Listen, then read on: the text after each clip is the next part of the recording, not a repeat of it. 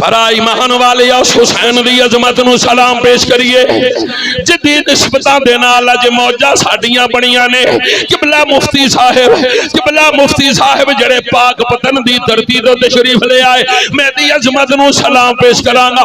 رب دی سو اللہ نے علم دی دولت بھی عطا کیتی ہے فقر بھی عطا کیتا ہے زہد بھی عطا کیتا ہے علم جس شخصیت تے ناز کر دینے آپ نے بڑا میٹھا جملہ فرمایا حسین کون ہے جدے تے سونا قربان ہویا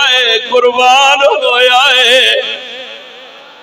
ایمان والے میں جڑا جملہ کہنا چاہنا 1.25 لاکھ صحابہ دی جماعت ہوئے کثیر صحابہ دی تعداد ہوئے جدوں سرکار وال ویندے نے آمنہ دلال دے چہرے وال ویکھدے نے صحابہ بڑے پیار نال کہندے نے فداک ابی و امی یا رسول اللہ کملی والے ساڈے ماں باپ تہاڈے تو قربان جان صحابہ حضور نو دیکھ کے فرماندے سن کملی والے ساڈے ماں باپ آپ تو حسین تے ہووے حسن پاک تے ہووے جدوں لالاں دی جوڑی نو سرکار نے ویکھیا نا تے سرکار فرماندے نے او حسین تواڈے تے مصطفیٰ دے ماں باپ قربان ہون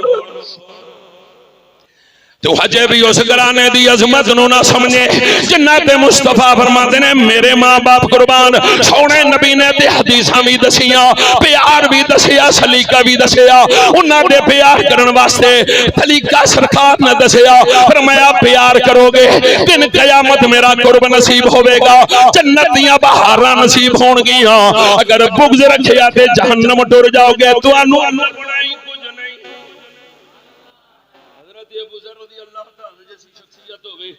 ملتزم نال چمٹ کے کھلوتے ہون ہاتھ پکڑ کے صحابہ موجود ہون سرکار دا فرمان سنا دے ہون اوے صحابہ دی جماعت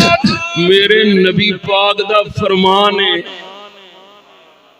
اے ابو ذر سرکار نے کی فرمایا جنا اس مقام دے ہوئے حجر اسود دے اور مقام ابراہیم دے درمیان ہوئے نفل بھی پڑے طواف بھی کیتا ہوئے روزے بھی رکھے ہونا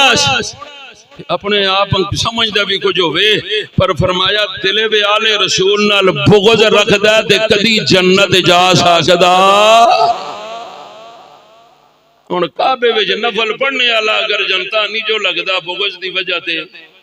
14 صدی دی مخلوق جڑی پاکستان پہ لطر دی ہوئے آل رسول نال بغض رکھ کے آکے جی ہم بھی جنت جائیں گے پتر جی ایڈی سوکھی نہیں لبنیاں دروازیوں وڑسی دے سردار حسن دے حسین ہی کھلوتے ہون گے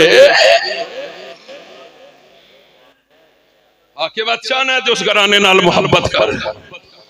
تائیں دے سیدنا صدیق اکبر رضی اللہ تعالیٰ نے قسمیہ جملہ اٹھا کے آکھیا فرمایا لوگو میں نو پیدا کرن والی ذات دی قسم ہے جدے قبضہ و قدرت وچ میری جان ہے مینوں اپنی آل نالوں مصطفیٰ دی آل زیادہ ہی چنگی لگ دی ہے